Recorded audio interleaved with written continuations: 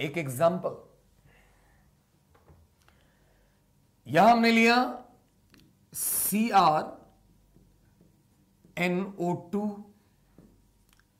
3-, यहां क्रोमियम का oxidation state +3 है ना, तो +3 और -1 इंटू 6 -6, +3 और -6, 3 हुए, 3-, ओके। यहां क्रोमियम +3 में है। देखो क्रोमियम का यहां कोऑर्डिनेशन नंबर कितना है, सबसे पहले क्रोमियम का कोऑर्डिनेशन नंबर चेक करो, तो क्रोमियम का कोऑर्डिनेशन नंबर 6 है, यानी कि 6 ऑर्बिटल से इन्वॉल्व होगा हाइब्रिडेशन में। और 6 ऑर्बिटल का मतलब यह तो पक्का है कि या तो इसमें हाइब्रिडाइजेशन sp3d2 होगा या d2sp3 होगा। ऑक्टाहेड्रल है, चूंकि कोऑर्डिनेशन नंबर 6, तो ऑक्टाहेड्रल ये तो पक्का है, तो हाइब्रिडाइजेशन में 6 ऑर्बिटल इन्वॉल्व होंगे, ये भी पक्का है। बस हमें यह चेक करना है कि ये sp3d2 होगा या d2sp3 होगा, ये चेक करना है। तो सबसे पहले क्रोमियम का एटॉमिक नंबर 24, तो इसका ग्राउंड स्टेट इलेक्ट्रॉनिक कॉन्फ़िगरेशन लिखो, आर्गन 3d5 4s1, पहले इलेक्ट्रॉन 4s में जाएगा, फिर 3d में, यह अवॉइड का एक्सेप्शन है, d5 हो जाता है, यह आपको पता है। यहां क्रोमियम का ऑक्सीडेशन स्टेट 3+ है, तो 3+ का मतलब 3 इलेक्ट्रॉन निकालिए starting from the last shell, तो क्रोमियम 3+ का हो जाएगा 3d3। अब देखो 3d में 5 ऑर्बिटल्स जिसमें 3 इलेक्ट्रॉन है। देखिए जब ये कॉम्प्लेक्स में है, ऑक्टाहेड्रल कॉम्प्लेक्स में d के 5 ऑर्बिटल हैं, तो ये 2 सेट में स्प्लिट कर गया, T2g और ये दोनों Eg सेट। इन दोनों का एनर्जी डिफरेंस जो है वो होगा, मतलब अलग अलग एनर्जी है। और ऑक्टाहेड्रल कॉम्प्लेक्स है, तो इसमें एनर्जी कम किसका रहेगा, T2g का। T2g के जो तीनों d ऑर्बिटल हैं ये डीजेनरेट हैं, इसलिए इन तीनों में पहले एक एक इलेक्ट्रॉन भरेंगे with the same spin. Eg खाली है। अब Eg खाली है तो फिर यहां लिगेंड का इफेक्ट नहीं देखेंगे। कोई भी लिगेंड हो, whichever be the ligand, whether it is a strong field और weak field, it does not matter, क्योंकि Eg ऑलरेडी वैकेंट है, इसलिए यहां लिगेंड का इफेक्ट नहीं लगाना। और अब इसमें कोऑर्डिनेशन नंबर 6 है, तो 6 कोऑर्डिनेशन नंबर ये कैसे पूरा करेगा, तो 6 ऑर्बिटल भाग लेगा ना वाइब्रेशन में, तो 6 ऑर्बिटल में ये दोनों Eg dxx² माइनस y² और dz², बाहर का 4s और फिर बाहर का 3/4p, ये 6 ऑर्बिटल्स जिसमें पिनल्टीमेट शेल का दोनों Eg, बाहर का 4s और 4p, ये मिलके बनाएगा d2sp3 हाइब्रिडाइजेशन। ये 6 ऑर्बिटल्स मिलके बनाएगा 6 d2sp3 हाइब्रिड ऑर्बिटल्स, जो लिगेंड के साथ लोन पेयर लेगा और कोऑर्डिनेट बॉन्ड बनाएगा, और इस तरह जो है d2sp3 हाइब्रिडाइजेशन। तो इसलिए ये कॉम्प्लेक्स जो है ये आउटर ऑर्बिटल हुए या इनर ऑर्बिटल, तो भाई इनर ऑर्बिटल चूंकि d2sp3 है ना। अब देखो इसमें स्पिन कितना हुआ, +½ और +½ 3 अनपेयर्ड इलेक्ट्रॉन है, तो इसका स्पिन हो गया 3/2। इसमें इससे कम स्पिन हो नहीं सकता, इसलिए जहां लिगेंड का इफेक्ट ना लगे वहां हम हाई स्पिन और लो स्पिन कॉम्प्लेक्स की बात नहीं करेंगे। हाई स्पिन और लो स्पिन कॉम्प्लेक्स की बात वहीं करेंगे जहां पे लिगेंड का इफेक्ट लगे। जहां लिगेंड के इफेक्ट लगने से अनपेयर्ड इलेक्ट्रॉन की संख्या में फर्क आए, चेंज आए, वहीं हम हाई और लो स्पिन कॉम्प्लेक्स की बात करेंगे। यहां तो हम कोई भी लिगेंड रख दें, Eg तो ऑलरेडी खाली है, तो हमेशा d2sp3 होगा, और इधर कोई पेयरिंग वेरिंग नहीं। पेयरिंग तभी करेंगे ना जब Eg खाली नहीं हो। जब Eg खाली है तो फिर काय का पेयरिंग, तो यहां लिगेंड का इफेक्ट नहीं लगाना। अगर इस कॉम्प्लेक्स का हम ये कहें कि बताएं spin only magnetic moment, spin only magnetic moment, इस फॉर्मूलेशन निकालिएगा, under root n into n plus two BM, BM यानी बोहर मैग्नेट्रॉन, और यहां n क्या है, number of unpaired electrons, n है नंबर ऑफ अनपेयर्ड इलेक्ट्रॉन्स। तो how many unpaired electrons are there in this complex, तो 3 unpaired electron, तो n का वैल्यू 3 प्लस 2 5 यानी कि रूट 15 BM, ये करीब आ जाएगा 3.82 के आसपास, जो भी है आप चेक कर लेना, करीब में 3.8283 कुछ इस आसपास आ जाएगा, वो आप देख लीजिएगा। रूट 15 BM यानी कि करीब 3.82 BM spin only magnetic moment होगा इस कॉम्प्लेक्स में। अब यदि ऐसा करो, यहां पे 4 माइनस कर दो, नाउ क्रोमियम का कोऑर्डिनेशन नंबर तो वही 6 है, 6 है, इसलिए ज्योमेट्री तो वही ऑक्टाहेड्रल होगा। हमें देखना है कि sp3d2 या d2sp3 में से क्या। क्रोमियम का ये एटॉमिक नंबर है, यहां क्रोमियम का ऑक्सीडेशन स्टेट क्या है, +2, तो क्रोमियम 2 प्लस कर दो, तो ये हो जाएगा, 2 इलेक्ट्रॉन निकालना है तो एक यहां से निकाल दे, एक यहां से d4। अब देखो d4 है, यदि पेयरिंग नहीं होगा तो d में 4 इलेक्ट्रॉन कैसे रखोगे, 3 T2G में और 1 EG में, राइट। लेकिन चूंकि यहां पर तो लिगेंड का इफेक्ट लगेगा ना, यहां पर अगर स्ट्रॉन्ग लिगेंड है तो EG वाले 1 इलेक्ट्रॉन को इधर पेयर कर देगा ताकि EG खाली हो जाए, तो यहां पर लिगेंड का इफेक्ट लगेगा। यहां हम लिगेंड के स्ट्रॉन्ग या वीक होने की बात सोचेंगे। NO2 minus strong field ligand है, इसलिए यह पेयरिंग करेगा, लेकिन ध्यान रहे पेयरिंग उतना ही करेगा जितने की जरूरत है। भाई ऑक्टाहेड्रल कॉम्प्लेक्स के लिए EG खाली होना चाहिए ना, तो T2G में 3 इलेक्ट्रॉन, 1 2 3, एक ही इसमें था ना, तो सिर्फ इसी को ये पेयर करेगा और सिर्फ ये 1 इलेक्ट्रॉन पेयर होगा बस। T2G में आ गए 4 इलेक्ट्रॉन, 2 अभी भी अनपेयर्ड इलेक्ट्रॉन इसमें है, और इसलिए अब यहां पर EG खाली हो गया, और इसलिए D2sp3 ये इनर ऑर्बिटल कॉम्प्लेक्स, ये भी पैरामैग्नेटिक होगा, लेकिन इसका स्पिन थोड़ा कम है, 2 अनपेयर्ड इलेक्ट्रॉन है। लेकिन अगर हम यहां स्ट्रॉन्ग लिगेंड के बदले कोई वीक लिगेंड, मान लो वाटर रख दिया, +2 और ये 0, यहां 2+, तो इस केस में देखो क्रोमियम 2+, तो बिल्कुल यही कहानी। लेकिन वाटर वीक लिगेंड है, तो क्या ये पेयरिंग कर पाएगा इलेक्ट्रॉन को, नो। तो इसलिए फिर 4 इलेक्ट्रॉन कैसे भरोगे D में, 3 T2G में और 1 EG में, यहां पेयरिंग होगा नहीं, EG खाली होगा नहीं, और इसलिए यहां जो 6 ऑर्बिटल हमें हाइब्रिडाइज करने हैं, वो बाहर का 4s 4p और बाहर 4d, आउटर मोस्ट जो शेल है इसी का दोनों जो एक्सियल d ऑर्बिटल हैं वो इन्वॉल्व होगा, और ये 6 ऑर्बिटल मिलके क्या बनाएगा, sp3d2 हाइब्रिडाइजेशन। अब यहां देखो, यहां पे अनपेयर्ड इलेक्ट्रॉन 4 हैं, यानी स्पिन कितना हो गया इसका, 2, और अगर स्ट्रॉन्ग लिगेंड जब था NO2 माइनस यहां पे, तो स्पिन 2 था। तो यहां हम हाई स्पिन और लो स्पिन कॉम्प्लेक्स की बात करेंगे, यहां लिगेंड के इफेक्ट की बात करेंगे।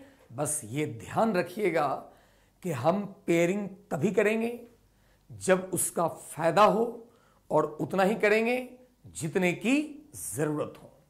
जैसे सपोज कर लो D में 8 इलेक्ट्रॉन होता, D8 होता, तो क्या पेयरिंग होने से भी EG खाली हो पाता, नहीं ना। 8 में पेयरिंग भी करते तो 2 2 2 2, तो एक ही EG खाली होता, जबकि अपने को EG सेट खाली करना है ना, तो फिर वह पेयरिंग की बात नहीं करेंगे।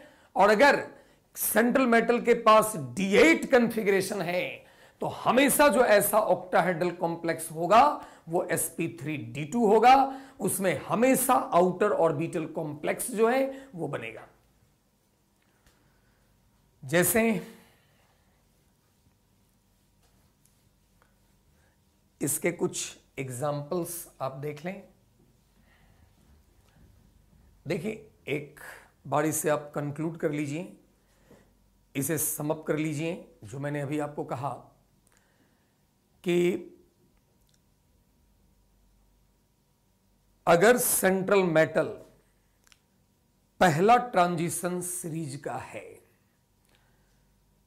और ऑक्सीडेशन स्टेट +3 से अधिक नहीं है, बस इसी केस में लिगेंड का इफेक्ट हम लगाएंगे। स्ट्रॉन्ग लिगेंड और वीक लिगेंड की बात करेंगे। इसमें भी अगर सेंट्रल मेटल जो है इसके पास D0 या D1 या D2 या D3 कॉन्फ़िगरेशन है, तो फिर इस केस में नो इफेक्ट ऑफ लिगेंड। इसमें लिगेंड का इफेक्ट हम नहीं लगाएंगे, क्योंकि डी में अगर 3 इलेक्ट्रॉन है तो T2G में 3 हो गए, तो Eg तो खाली है ना, और इन सब में Eg जब खाली है तो फिर D2sp3 होगा। फिर क्यों पेयरिंग करेंगे जब Eg खाली है, और इसलिए इसमें लिगेंड का इफेक्ट नहीं लगाएंगे। और अगेन अगर D8 है, D9 है और D10 है, तो फिर इसमें भी नो इफेक्ट ऑफ लिगेंड। यानी ऑलवेज ये sp3d2 होगा। ऑलवेज, चाहे कोई भी लिगेंड हो, लिगेंड का इफेक्ट लगेगा ही नहीं। क्यों भाई? डी में 8, 9 या 10 है और आप ऑक्टाहेड्रल कॉम्प्लेक्स बना रहे हो, तो पेयरिंग होने से Eg तो खाली हो नहीं सकता, और Eg सेट खाली नहीं होगा तो फिर पेयरिंग क्यों करेंगे? नहीं करेंगे पेयरिंग, लिगेंड का इफेक्ट नहीं लगेगा, और ऑलवेज वो sp3d2 हाइब्रिडेशन करेगा, ऑलवेज आउटर ऑर्बिटल कॉम्प्लेक्स बनाएगा। और यदि D0 से D3 है तो यहां भी नो इफेक्ट ऑफ लिगेंड, और ऑलवेज ये D2sp3 होगा। ऑलवेज D2sp3, क्योंकि Eg खाली है, और जब Eg पहले से खाली पड़ा है तो क्यों लिगेंड का इफेक्ट लगाएंगे, क्यों पेयरिंग वेरिंग करेंगे? No pairing, irrespective of the nature of the ligand, whichever be the ligand, उससे कोई फर्क नहीं पड़ता। लिगेंड का इफेक्ट कब लगेगा? D3D4 to 3D7। सिर्फ इसी पार्ट में 3D4 से, अगर सेंट्रल मेटल का कॉन्फ़िगरेशन 3D4 से 3D7 है, तो सिर्फ इतना में ही लिगेंड का इफेक्ट लगेगा। Effect of ligand is observed. सिर्फ इसी केस में लिगेंड का इफेक्ट जो है वो ऑब्जर्व्ड होगा। यदि ये स्ट्रॉन्ग लिगेंड है तो फिर पेयरिंग करिएगा, और यदि वीक लिगेंड है तो वहां पेयरिंग नहीं करिएगा। ठीक है? यानी 3D4 से 3D7 तक में ही लिगेंड का इफेक्ट लगेगा। इसलिए इसी केस में हम हाई स्पिन और लो स्पिन कॉम्प्लेक्स की बात करेंगे। इन केसेस में या इन केसेस में हाई स्पिन और लो स्पिन कॉम्प्लेक्स की बात नहीं करेंगे, क्योंकि यहां लिगेंड का इफेक्ट नहीं लग रहा है। देखिए, वैसे तो कोई भी कॉम्प्लेक्स आउटर ऑर्बिटल है या इनर ऑर्बिटल है, यह हम कैसे जान पाते हैं? यह हम उस कॉम्प्लेक्स के solid magnetic moment measurement method के द्वारा जान पाते हैं। मैग्नेटिक मोमेंट से हमें पता लगता है कि अनपेयर्ड इलेक्ट्रॉन कितने हैं, और उससे हम पता लगा पाएंगे कि पेयरिंग इसमें हुआ है या नहीं हुआ है। ये आउटर ऑर्बिटल कॉम्प्लेक्स है या इनर ऑर्बिटल कॉम्प्लेक्स है, तभी हम बता पाएंगे।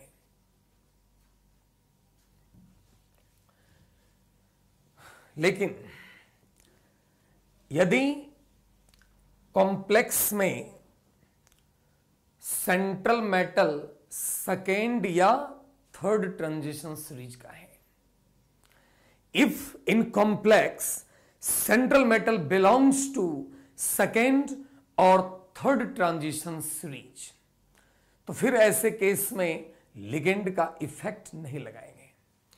ऐसे केस में अगर लो स्पिन बन सकता है तो बनेगा, चाहे कोई भी लिगेंड हो। यदि इनर ऑर्बिटल कॉम्प्लेक्स बन सकता है, लो स्पिन कॉम्प्लेक्स बन सकता है, पेयरिंग इलेक्ट्रॉन का हो सकता है, पेयरिंग से ईजी खाली हो सकता है, तो होगा which ever be the ligand. सारे लिगेंड यहां स्ट्रॉन्ग की तरह व्यवहार करता है, कोई वीक लिगेंड नहीं होता है। किस केस में? जब सेंट्रल मेटल सेकेंड या थर्ड ट्रांजिशन सीरीज का हो, उस केस में। जैसे कुछ एग्जाम्पल आप डायरेक्ट इसे डिस्कस कर लें, देख लें इसे। जैसे कुछ टिपिकल एग्जाम्पल हम ले रहे हैं, जैसे देखिए इस एग्जाम्पल को, FeCN(6)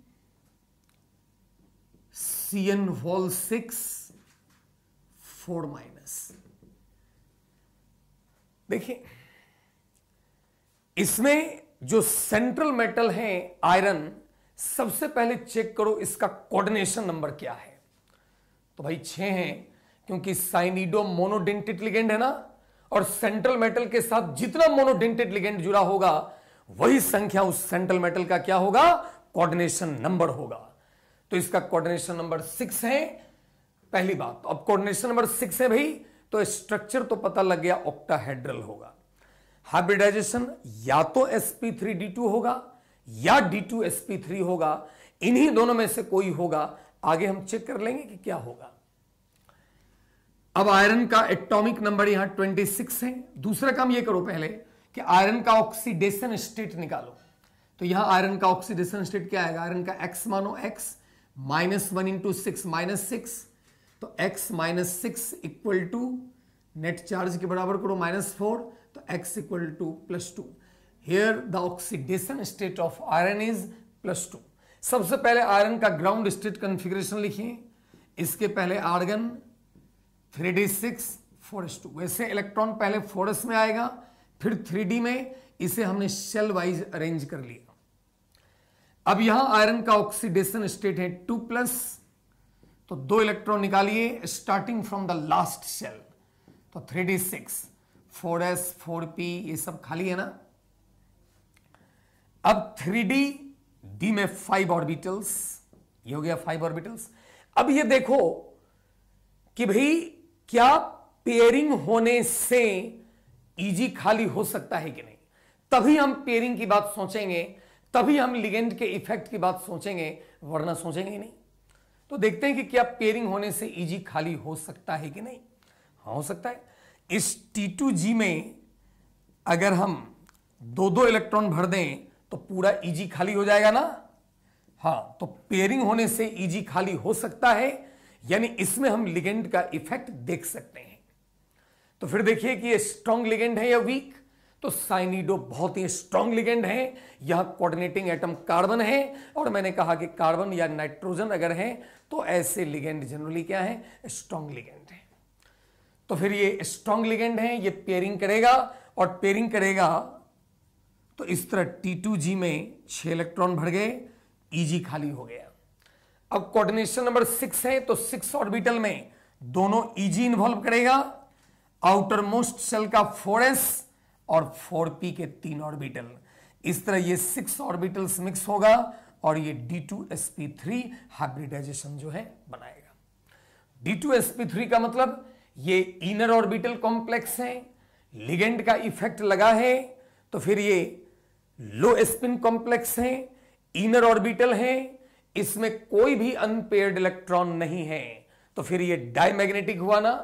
अगर अनपेयर्ड इलेक्ट्रॉन नहीं है तो डायमैग्नेटिक, और यदि अनपेयर्ड इलेक्ट्रॉन है तो पैरामैग्नेटिक। तो no unpaired electron is there, so it is diamagnetic and its magnetic moment will be 0 because it has no unpaired electron in it. इसके पास कोई अनपेयर्ड इलेक्ट्रॉन नहीं है, इसलिए इसका मैग्नेटिक मोमेंट 0 होगा। दूसरा एक एग्जांपल देखिए, अब इस बार यहां कर दो FeCN6 के ऊपर 3- यानी कि फेरिसाइनाइड। आयरन का ऑक्सीडेशन स्टेट यहां +3 है, +3 और -6 तो 3-। यहां भी आयरन का कोऑर्डिनेशन नंबर 6 है तो ऑक्टाहेड्रल होगा। आयरन 3+ है तो आयरन के स्ट्रक्चर से 3 इलेक्ट्रॉन निकालो तो 3d5। डी में 5 इलेक्ट्रॉन है। पहले चेक कर लेते हैं कि पेयरिंग होने से Eg खाली हो सकता है या नहीं। हाँ जी हो सकता है, तो फिर पेयरिंग कर दो। चूंकि स्ट्रॉन्ग लिगेंड है तो 2-2-1 यानी CFT से लिखेंगे तो इस तरह लिखेंगे T2G5 Eg1, T2G5 Eg1। अब इसमें कोऑर्डिनेशन नंबर 6 है तो 6 ऑर्बिटल तो पिनल्टीमेट शेल का दोनों एक्सियल डी ऑर्बिटल यानी Eg वाला, और बाहर का 4s और 4p3 यानी कि इसमें भी हाइब्रिडाइजेशन वही D2sp3 आया। यानी ये भी लो स्पिन कॉम्प्लेक्स है, ये भी इनर ऑर्बिटल कॉम्प्लेक्स है, मगर since it has one unpaired electron so it is slightly paramagnetic. its magnetic moment, a spin only magnetic moment is what? A spin only magnetic moment under root n into n+2 Bohr magneton। Here n is a number of unpaired electron, तो n का value 1 रख दो तो √3bm यानी करीब 1.732 bm। इसका spin only magnetic moment है, positive है, और इसलिए स्लाइटली ये पैरामैग्नेटिक है। जैसे नेक्स्ट एक एग्जांपल देखिए। देखो, यदि सेंट्रल मेटल का कोऑर्डिनेशन नंबर 4 है तो उसमें DsP2 हो सकता है या sp3 हो सकता है। DsP2 जो है वो जनरली D8 सिस्टम में होते हैं। यदि सेंट्रल मेटल के पास D8 कन्फिग्रेशन है, 3d8 मतलब D8, D में 8 इलेक्ट्रॉन, तो उसमें स्क्वायर प्लेनर कॉम्प्लेक्स होने के चांसेस अधिक होते हैं। जैसे कि एग्जांपल देखिए, निकेल 2+ के साथ 4 साइनिडो लगा दो। निकेल 2+ के साथ 4 साइनिडो लगा दो। निकेल 2+ का कोऑर्डिनेशन नंबर जो है वो 4 है, 4 है। या निकेल का ऑक्सीडेशन स्टेट +2 और -1 × 4 -4 +2 और -4 तो 2- ना। अब यहां देखो निकेल का कोऑर्डिनेशन नंबर 4 है भाई, तो इसका ज्योमेट्री या तो टेट्राहेड्रल होगा या स्क्वायर प्लेनर होगा। अब हमें देखना है कि क्या होगा इन दोनों में। निकेल इसका एटॉमिक नंबर 28, तो argon 3d8 4s2 4p 4d ये सब खाली है। निकेल 2+ है तो आर्गन 3d8 4s 4p ये वैकेंट है। अब यहां 3d8 है, d सब शेल में 5 d ऑर्बिटल होगा जिसमें 8 इलेक्ट्रॉन। हुंड्स रूल से पहले एक इलेक्ट्रॉन रखते हैं विद द सेम स्पिन, उसके बाद पेयरिंग करिए विद द अपोजिट स्पिन। अब इसमें अगर हम पेयरिंग करें इलेक्ट्रॉन का तो एक डी खाली हो सकता है और DsP2 ये बना सकता है, लेकिन ये पेयरिंग तभी होगा जब यहां स्ट्रॉन्ग लिगेंड हो, और एज वी नो कि cyanido is a very strong ligand, इसलिए ये एक इलेक्ट्रॉन को पेयरिंग कर देगा और यहां पर एक डी खाली हो गया। कौन सा d? dxx² - y²। Square planar complex में the d orbital which is involved in the hybridization is dxx² - y²। यानी स्क्वायर प्लेनर कॉम्प्लेक्स में यही जो d ऑर्बिटल है dxx² - y², इसकी एनर्जी सबसे ज्यादा है, इसलिए यही खाली होगा, यही वैकेंट होगा। तो एक डी खाली हो गया। अब DsP2 करना है तो एक डी खाली 4s का एक s ऑर्बिटल और p का हमें 2 ही यूज करने हैं, तो ये dsp2 हाइब्रिडाइजेशन हो गया। यानी इसमें निकेल का हाइब्रिडाइजेशन dsp2 हो गया, और dsp2 है तो ये स्क्वायर प्लेनर है, और इसमें सारे इलेक्ट्रॉन देखिए पेयर्ड हो गया है, इसलिए यह डायमैग्नेटिक है, और इसका magnetic moment 0, no unpaired electron is there, तो मैग्नेटिक मोमेंट 0 होगा।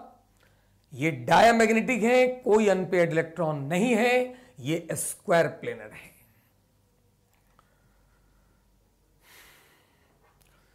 जैसे नेक्स्ट एक एग्जांपल देखिए, इस बार निकेल 2+ के साथ 4 क्लोराइडो ले लीजिए, तो यहां भी निकेल का कोऑर्डिनेशन नंबर 4 है, तो हाइब्रिडाइजेशन या तो sp3 या dsp2। देखते हैं कौन है। निकेल का ये स्ट्रक्चर है, निकेल 2+, तो 3d8, 3d8 तो 8 इलेक्ट्रॉन पहले भर दीजिए शुरू से। अब ठीक है, इसमें अगर इलेक्ट्रॉन का पेयरिंग हो तो इलेक्ट्रॉन का पेयरिंग करेंगे तो एक डी जो है वो खाली तो हो सकता है, लेकिन क्लोराइडो वीक फील्ड लिगेंड है, ये पेयरिंग नहीं कर सकता इलेक्ट्रॉन का, और इसलिए इसमें पेयरिंग नहीं होगा, इसमें dsp2 नहीं होगा। तो अब dsp2 नहीं होगा, पेयरिंग हुआ नहीं, डी खाली नहीं है, तो फिर 4 कोऑर्डिनेशन नंबर हैं, तो ये 4 ऑर्बिटल इन्वॉल्व करेगा कौन, एक s और 3p, तो हाइब्रिडाइजेशन क्या होगा, sp3। ये sp3 है और sp3 है, तो ये टेट्राहेड्रल हुआ और ये पैरामैग्नेटिक हुआ। देखो ना, 2 अनपेयर्ड इलेक्ट्रॉन है, और since it has 2 unpaired electrons so it is paramagnetic. इसका स्पिन ओनली मैग्नेटिक मोमेंट क्या होगा, देखो तो अनपेयर्ड इलेक्ट्रॉन 2 है ना, तो 2 + 2 4 × 2 8, यानी √8 bm, यानी कि करीब, लगभग मैं लिख देता हूं 2.82 bm के करीब आसपास। ओके, 2.83 या 2.8 जो भी है देख लेना, तो 2.82 bm के आसपास जो है स्पिन ओनली मैग्नेटिक मोमेंट जो है वो आएगा, पैरामैग्नेटिक टेट्राहेड्रल। जैसे एक और एग्जांपल देखिए आप, निकेल के साथ 4 कार्बोनाइल ग्रुप लगाइए, कार्बोनाइल न्यूट्रल है 0, यहां भी नेट चार्ज 0, तो निकेल का ऑक्सीडेशन स्टेट 0 है यहां। अब यहां निकेल का ऑक्सीडेशन स्टेट तो 0 है, और निकेल का कोऑर्डिनेशन नंबर क्या है, 4 है, तो निकेल का कोऑर्डिनेशन नंबर 4 है, तो हाइब्रिडाइजेशन या तो sp3 होगा या फिर dsp2। देखते हैं कि इनमें से क्या है।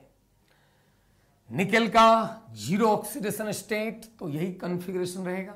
अब एक बात ड्यान रखना कि यदि सेंट्रल मेटल के s में इलेक्ट्रॉन है तो s वाला कहां चला जाएगा, d में।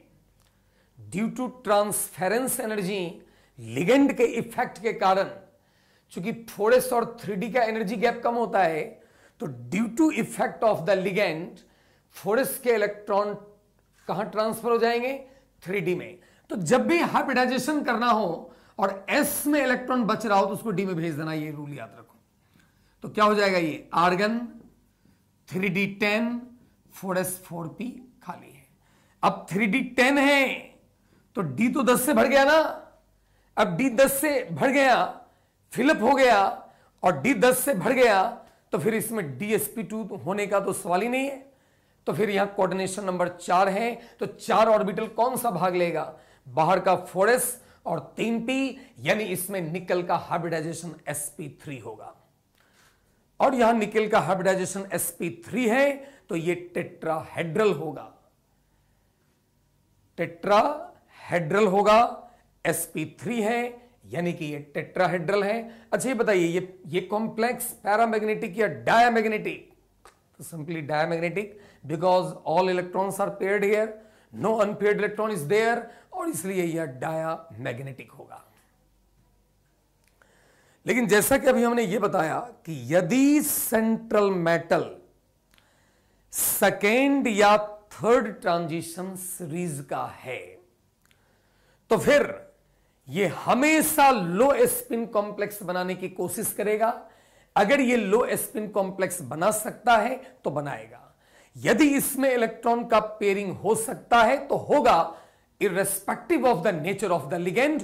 कोई भी लिगेंड हो, इससे कोई फर्क नहीं पड़ता। यहां सारे लिगेंड स्ट्रॉन्ग लिगेंड की तरह बिहेव करने लगते हैं। जैसे इस एग्जाम्पल को देखें,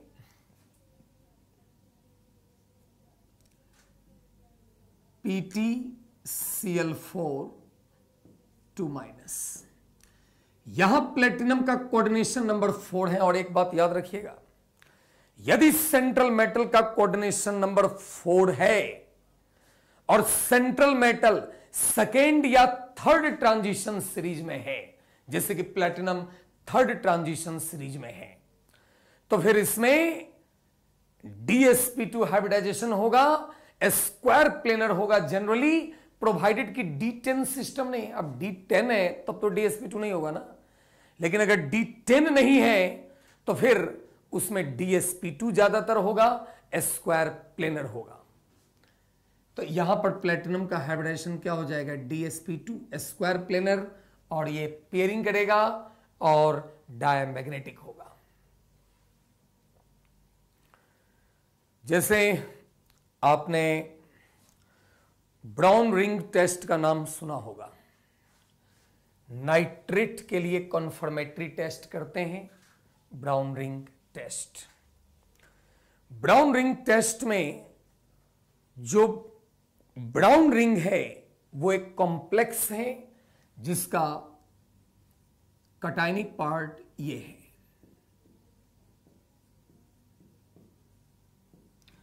यहां NO प्लस के रूप में होता है, ज्यादातर जगहों पर NO प्लस, Fe तो यहां पर 2+ है।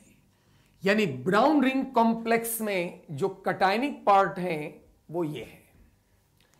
यहां आयरन का देखो ऑक्सीडेशन स्टेट कितना हो रहा है, 1+1। कैसे, ये तो 0 है ना, तो ये +1 तो ये भी +1, तभी तो यहां 2+ आएगा, क्योंकि ये तो न्यूट्रल है, 0 है। यानी ब्राउन रिंग कॉम्प्लेक्स में जो सेंट्रल मेटल है आयरन, इसका ऑक्सीडेशन स्टेट +1 है, और Fe+1 है। तो देखिए कोऑर्डिनेशन नंबर तो 6 है, ये भी मोनोडेंटेट लिगेंड, 5 मोनोडेंटेट यहां, कोऑर्डिनेशन नंबर 6, क्योंकि 6 मोनोडेंटेट लिगेंड्स हैं। तो यहां आयरन का कोऑर्डिनेशन नंबर 6 है, तो डेफिनेटली ये ऑक्टाहेड्रल है। अब ये ऑक्टाहेड्रल है तो देखिए आयरन का 26 होता है, तो इसके पहले आर्गन 3d6 4s2 और 4p 4d सब वैकेंट है बाहर। आयरन का यहां +1, तो आर्गन अब +1 है तो एक यहां से निकाल दो। अब यहां S में एक बचेगा ना, लेकिन जब हम कॉम्प्लेक्स बनाएंगे तो लिगेंड के इफेक्ट के कारण ये S का एक इलेक्ट्रॉन कहां शिफ्ट हो जाएगा, D में, तो 3d7 हो जाएगा, 4s 4p 4d सब खाली है। हालांकि यहां D7 है, लेकिन इसके मैग्नेटिक मोमेंट जो है उससे हमें पता लगता है कि इसके पास 3 अनपेयर्ड इलेक्ट्रॉन है। इसका मैग्नेटिक मोमेंट एक्सपेरिमेंटली √15 bm आता है, और √15 bm आने का मतलब है कि इसमें 3 अनपेयर्ड इलेक्ट्रॉन है, और ये 3 अनपेयर्ड इलेक्ट्रॉन तभी होगा जब इसमें हम पेयरिंग ना करें।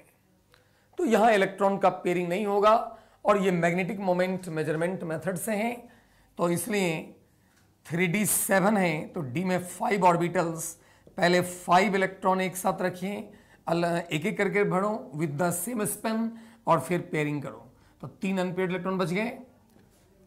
अब कोऑर्डिनेशन नंबर 6 है, तो 6 ऑर्बिटल कौन सा चाहिए इसको, 4s का 1, 4p का 3, और आउटर मोस्ट शेल के 4d का 2,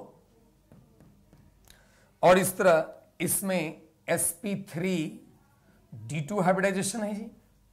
यानी ये आउटर ऑर्बिटल कॉम्प्लेक्स है, ये हाई स्पिन कॉम्प्लेक्स है, और इसमें अनपेयर्ड इलेक्ट्रॉन 3 है। तो इसका स्पिन ऑनली मैग्नेटिक मोमेंट यहां से निकाल दें, n का वैल्यू 3 रखो तो √15 Bm आ जाएगा।